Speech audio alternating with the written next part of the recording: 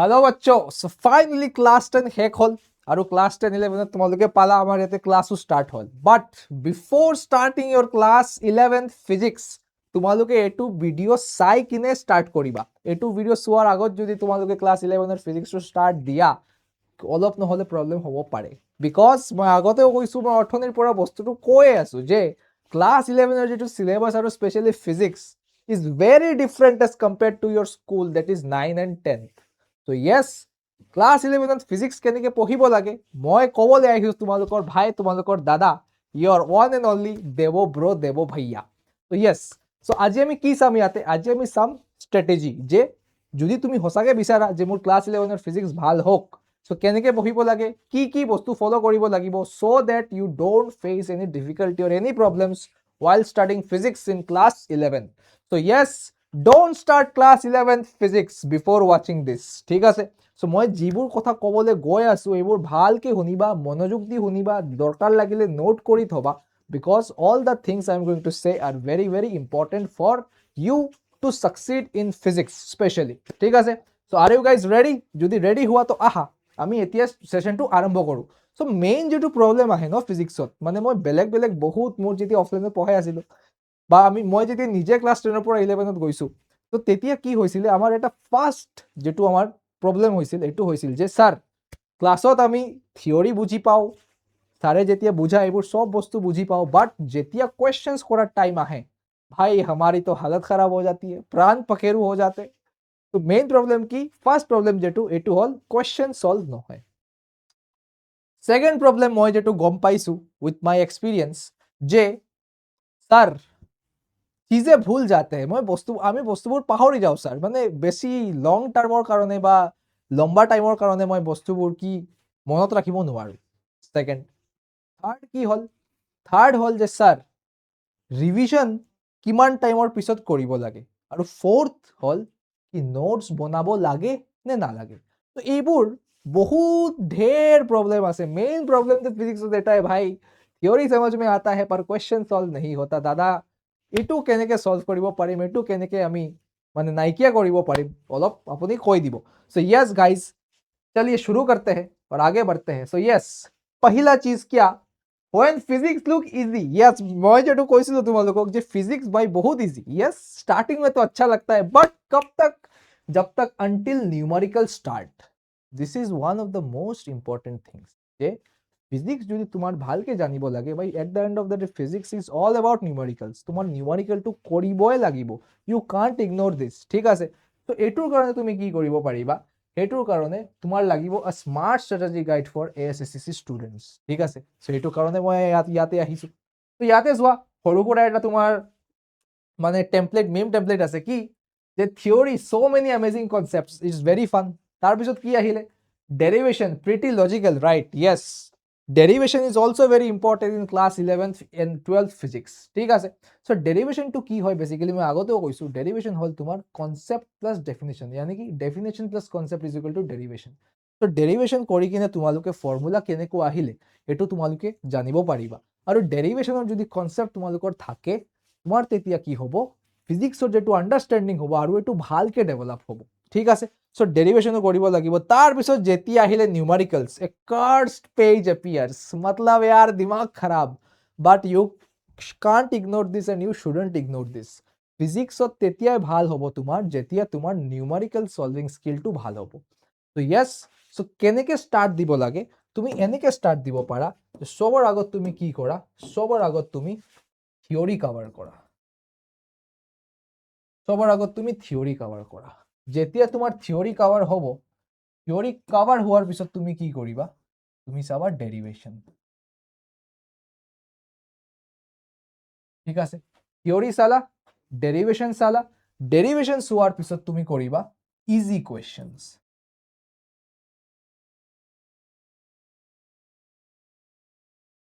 চোৱা ভাই, তুমি এতিয়া জাস্ট ক্লাস 11ত উঠিছা, ইটস জাস্ট লাইক তুমি ফিজিক্সৰ এবিসিডি শিকি আছা।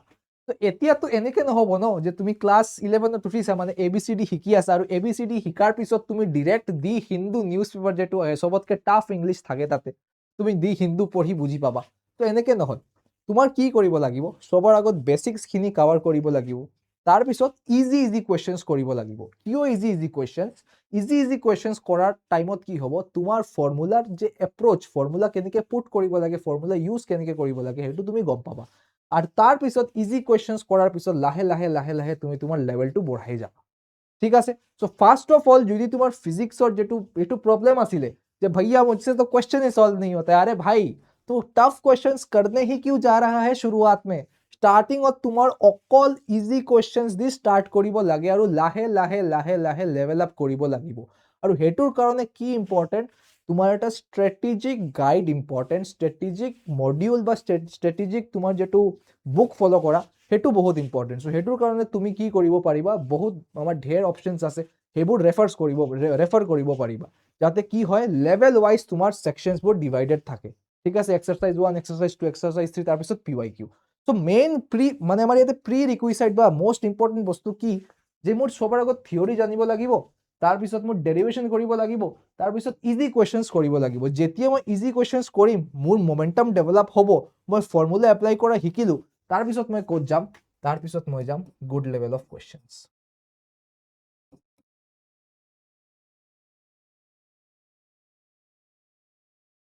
ঠিক আছে? So this should be the road map, theory, derivation, easy question, good level of questions.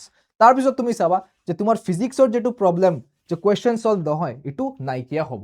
ঠিক আছে? আচ্ছা, তাৰপিছত নেক্সট স্লাইডটো আমাৰ কি, নেক্সট স্লাইড হ'ল যে আৰু এটা বহুত ডাঙৰ প্ৰব্লেম হয় সবৰ, भैया बैकलॉग हो जाता है यार, पढ़ नहीं पाते टाइम से, चीजें पाइल अप हो जाती है। तो भाई ये भी कुछ आपकी ये बिल्कुल ऐसी हालत रही होगी, या फिर তোমালোকে যেতিয়া, মই এইটো নিবিচাৰো তোমালোকৰ তেনেকুৱা হওক বাৰু, but this is one of the facts I can't ignore, যে বেকলগ আহিব। তো বেকলগ অহাৰ কাৰণটো কি? বেকলগ অহাৰ কাৰণ হ'ল যে টাইমৰ মানে পঢ়া যেটো দৰকাৰ আছিল এইটো টাইমত হোৱা নাই, বস্তুবোৰ পাইল আপ হৈছে। চ' এইটো কেনেকৈ আমি ইগনোৰ কৰিব পাৰি, এইটো জাষ্ট দেৰ ইজ অনলি ওৱান ৱে, যে ডেইলিৰ কামটো তোমাৰ ডেইলি কৰিব লাগিব। ঠিক আছে? ডেইলিৰ কামটো তোমাৰ ডেইলি কৰিব লাগিব, and you should not let things pile up. যেতিয়া তোমাৰ মানে কালিৰ কাৰণে বস্তুবোৰ থোৱা ষ্টাৰ্ট কৰিবা, তুমি চাবা বেকলগ হ'ব। মানে আজি তুমি লেকচাৰ চাইছা, আজিয়ে লেকচাৰ চোৱা, আজি এইটো ৰিলেটেড কুৱেশ্যনছ কৰা, সদায় লাইভ ক্লাছ এটেণ্ড কৰা, টিচাৰৰ লগত থাকা, পাৰিলে টিচাৰৰ আগত থাকা, that's the best option you can opt for. ঠিক আছে? But don't let your self fall behind. তেতিয়া কি হ'ব, বহুত প্ৰব্লেম হ'ব, বেকলগ হ'ব। ঠিক আছে? চ' বেকলগ কিহৰ কাৰণে হয়? Fear of numericals, weak basics in maths, very important বস্তু, যে মই আগতেও কৈছোঁ ফিজিক্স যদি জানিব লাগে, বেচিক মেথছ বহুত ইম্পৰ্টেণ্ট হয়। ঠিক আছে? তাৰপিছত মেমৰাইজিং ইনষ্টেড অফ আণ্ডাৰষ্টেণ্ডিং। मैंने क्या बोला था, ক্লাছ 11 ফিজিক্স যেতিয়া তোমালোকে পাবা বা ক্লাছ 11 যেতিয়া পাবা, ৰাট্টাফিকেশ্যনটো কমপ্লিটলি নাইকিয়া কৰিব লাগিব। You should focus more on what, you should focus more on understanding the concepts. So এইবোৰ বস্তু যদি তোমালোকে ইগন'ৰ কৰা, তাৰপিছত কি হ'ব চাবা, তোমালোকৰ বেকলগৰ যেটো প্ৰব্লেম সেইটো কমপ্লিটলি নাইকিয়া হ'ব, আৰু তোমালোকে ছাবজেক্টটো এনজয় কৰিব পাৰিব ভালকে। ঠিক আছে? তাৰপিছত নেক্সট কি আহে, নেক্সট আহে when you understand concept physics become fun. very true, যে মই যদি কিবা বস্তু ভালকে বুজি পাওঁ, তেতিয়া মোৰ কি লাগে, বস্তুটো ভাল লাগে। ঠিক আছে? চ' সেইকাৰণে মই আগতে কৈছোঁ, যদি তোমাৰ ফিজিক্স কুৱেশ্যন সলভিং ভাল কৰিব লাগে, if you want to really enjoy the subject, you should first focus on learning the concepts. Concepts মানে কি, থিয়ৰি চোৱা, ডেৰিভেশ্যন চোৱা, এণ্ড আফটাৰ ডেট যেতিয়া তোমাৰ কনচেপ্টবোৰ ভালকে ক্লিয়াৰ হ'ব, you should jump into solving the question. So' ইয়াতে এইটোৱে ক'লে যে physics is easy until until numericals come, but when you understand the concepts, you become really very happy and physics become more and more fun. তো ইয়াতে মই কি কৰিছো, ইয়াতে কিছুমান বাইফাৰ্কেশ্যন মই থৈছো যে কি চেপ্টাৰ্ছ আছে আমাৰ, ব্ৰড মানে অলপ ব্ৰড। তো ফিজিকেল ৱৰ্ল্ড যেটো হয়, ইয়াতে ফিজিকেল ৱৰ্ল্ড হয় ছোড়ি দো, এইটো যদি তুমি পঢ়া নপঢ়া ডাজেন্ট মেটাৰ, তোমাৰ ক'ৰ পৰা ধ্যান দিব লাগিব, motion in straight line very important, units and measurements very important, motion in a plane, so यहाँ से लेके यहाँ तक जितना भी है, these are all very important, these are all very important topics by important chapters, এইবোৰ তোমাৰ চাবই লাগিব। আৰু এইটো কেনেকে ভাল হ'ব চাপ্টাৰ্ছবোৰ ভাল হ'ব যেতিয়া তুমি কি কৰিবা, যেতিয়া তুমি কনচেপচুৱেল ক্লিয়াৰিটি লৈ পঢ়িবা, ৰাট্টাফিকেশ্যন নকৰিবা। পাইল আপ হ'ব নিদিবা, মানে বেকলগ হ'ব নিদিবা, আৰু কুৱেশ্যন প্ৰেক্টিচ ৰেগুলাৰলি কৰিবা, ঠিক আছে। চ' এইবোৰ বস্তু তোমাৰ মাথাত ৰাখিব লাগিব if you want to really excel in your physics, ঠিক আছে। তো আমি এতিয়া নেক্সট শ্লাইডত মুভ কৰোঁ। নেক্সট শ্লাইড আমাৰ কি হয়, must do for physics success. কি কৰিব লাগিব, কি কৰিব লাগিব, এটেণ্ড ক্লাছেছ ৰেগুলাৰলি আৰু live classes, attend live classes regularly. মই কৈছোঁ যে ইফ ইউ কেন, তুমি যদি পাৰা টিচাৰৰ আগত থাকা, বাট ইফ ইউ মানে তুমি যদি টিচাৰৰ আগত যাব নোৱাৰিলা, ইন কেছ ন' ৱাৰিজ ভাই, ন' ৱাৰিজ, তুমি কি কৰা, লাইভ লেকচাৰ চোৱা, টিচাৰৰ লগতে থাকা, ঠিক আছে। So' you have to attend regular classes, solve PYQs, but তাৰ আগত কি কৰিব লাগিব, conceptual clarity, understanding, easy questions কৰি নিজৰ মমেণ্টাম ডেভেলপ কৰিম, ফৰ্মুলা এপ্লাই কৰা শিকিম, তাৰপিছত যাম PYQs। এটা কনচেপ্ট পঢ়িলোঁ, তাৰপিছত ডিৰেক্ট PYQত নাযাওঁ। আমি এতিয়া 11ত আছোঁ, ড্ৰপ আউট নাই, আমাৰ বহুত টাইম আছে ভাই, আমি লাহে লাহে শিকিম, বস্তুবোৰ ভালকে শিকিম, ঠিক আছে। তাৰপিছত কি, ডায়গ্ৰাম যেতিয়া লাগে, ৰে অপটিক্সটো ক্লাছ 12ত আছে বাৰু, ঠিক আছে। চ' এতিয়া বাৰু ইমান ডায়গ্ৰাম নাই, so' you can ignore this part. Maintain a formula notebook, yes, very important.